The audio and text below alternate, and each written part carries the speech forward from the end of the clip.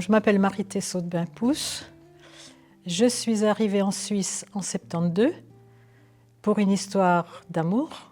Je me suis donc mariée en arrivant, sinon je n'aurais pas eu de permis de travail.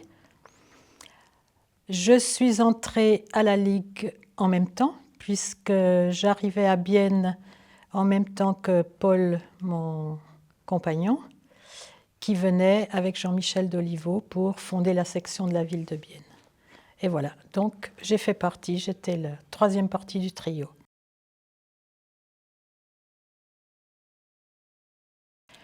Alors avant de venir en Suisse, j'étais déjà engagée, mais pas en politique et pas à l'extrême gauche. J'ai été engagée depuis 68, puisque j'étais étudiante au moment du mouvement de mai 68. J'étais engagée dans un mouvement chrétien progressiste qui était en train de passer à la pensée socialiste, voire marxiste, comme beaucoup de militants de l'extrême gauche de l'époque.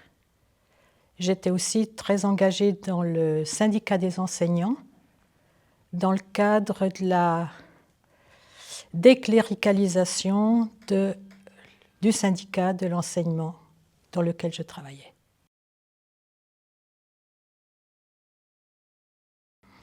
Alors, dans l'un comme dans l'autre, et dans celui qui a suivi à la Ligue, c'était essentiellement les questions d'égalité des chances.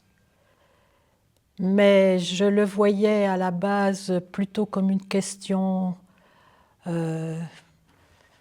d'éthique, de bonne volonté, sans me rendre compte à quel point l'inégalité était structurellement organisée, fondée à l'intérieur des institutions.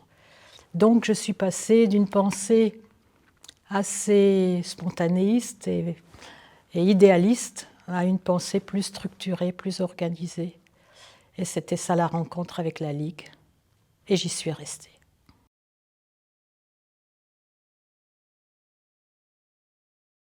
Au sein de la Ligue à Bienne, j'ai été membre.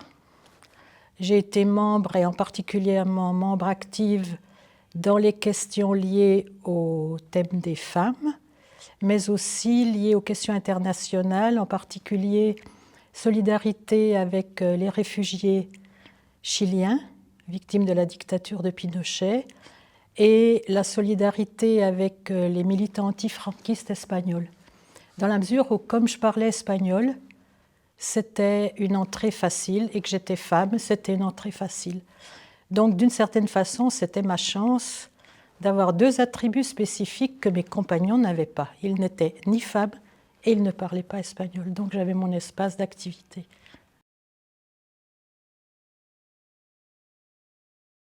Oui, parce que j'ai pu m'insérer, enfin, progressivement m'insérer dans la structure, dans la ville de Bienne, parce que je ne connaissais pas la Suisse, je ne connaissais évidemment pas Bienne, je ne connaissais pas le mouvement ouvrier et je ne connaissais pas l'activité militante. Alors il me fallait des étapes d'intégration, ce que j'ai pu faire grâce à ça.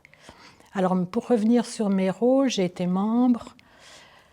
Après, j'ai été membre de l'équipe de direction de la section de Bienne, qu'on appelle direction de ville, un peu pompeusement. Et puis, j'ai rapidement été propulsée au niveau national dans le comité central et dans le bureau politique.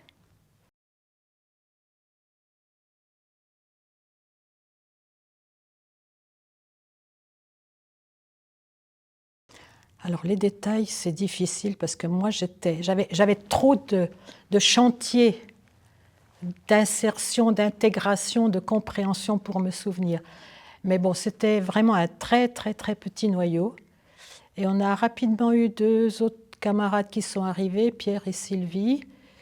Et puis au bout de 4-5 ans, on était déjà une quinzaine sans problème, plus des jeunes, des cercles de jeunes, des cercles enseignants. Donc on a très vite été plus nombreux.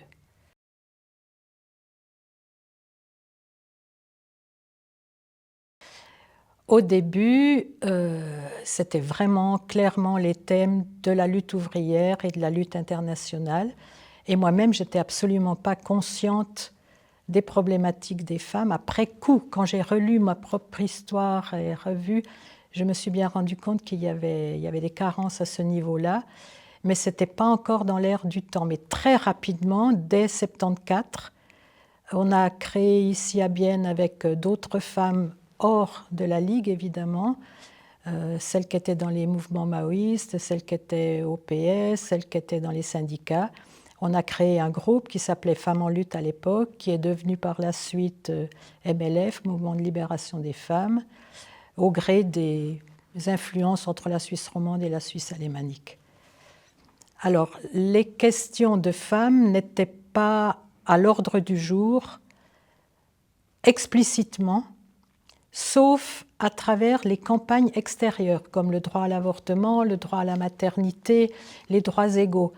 Mais ce n'est pas la même chose de mener des campagnes sur des thèmes de la vie sociale et politique et poser la question interne de l'organisation et des rapports sociaux entre hommes et femmes. Ça, c'est venu progressivement.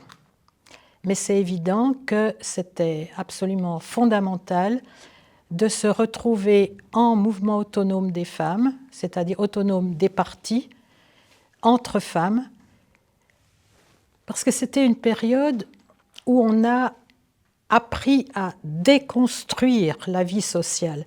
On était, comme tout le monde, dans les structures familiales, les structures professionnelles, les structures sociales, les structures politiques, où les femmes étaient quand même laissées pour compte. Et dès qu'on s'est rendu compte que c'était des sujets qu'il fallait remettre en cause, il nous a fallu nous réunir et discuter entre nous sur nos propres expériences pour les décoder et mettre des mots sur en fait, les structures d'oppression patriarcale et en même temps mettre en regard des théories politiques. Et on échangeait beaucoup au niveau de la littérature féministe.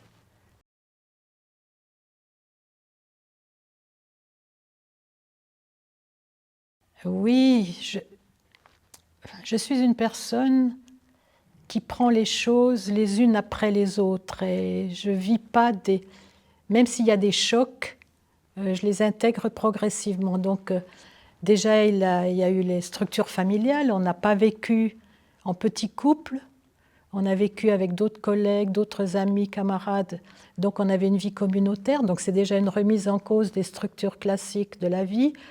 Je me suis rendu compte que je ne trouvais pas de travail facilement pour une raison, c'est que mes diplômes étaient étrangers, français, avec la couleur 68, l'université 68, mais aussi que j'étais l'épouse d'un militant syndicaliste horloger, trop connu à Bienne, donc je payais.